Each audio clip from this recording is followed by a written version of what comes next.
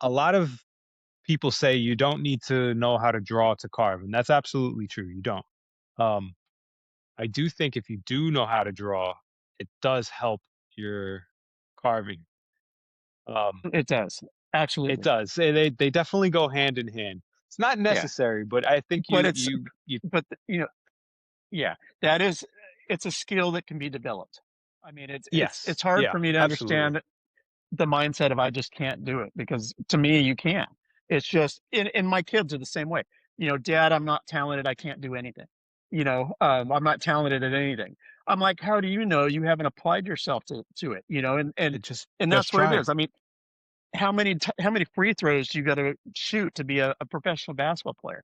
It's the same thing with carving. If you want to be good, there's only one way to do that. You got to put the knife time in it. You gotta spend that time carving. And you want to get good real fast, carve all the time.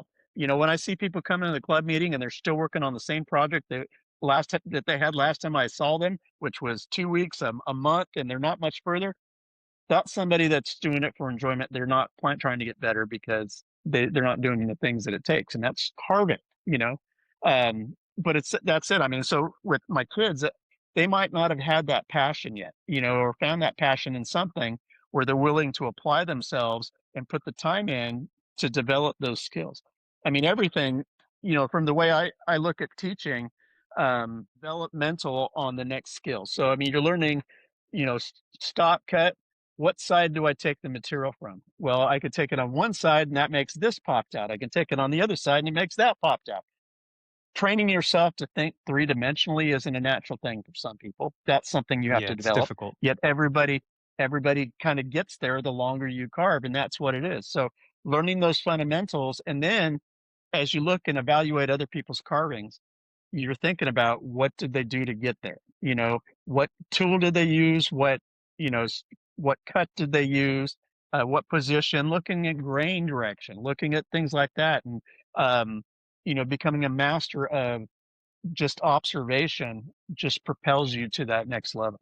I mean, but it's all the basic skills and putting the time in, just cutting, just learning how the grain works, learning like when I turn this around, I'm going to carve an arm on this side, but I got to carve it in the opposite direction because I got to feel and breathe the grain.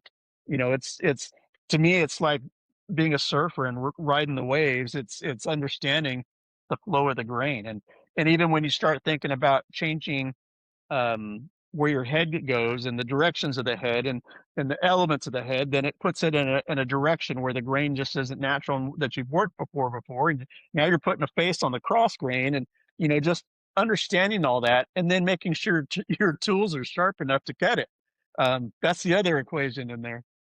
Yeah, It's just, and the type of there's a wood. lot, but There's a and the lot to type of wood factor you're in. using. Yeah, yeah, Yeah.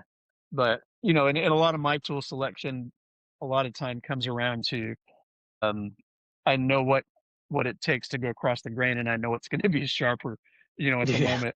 So that's what I'm going to use to cut that with.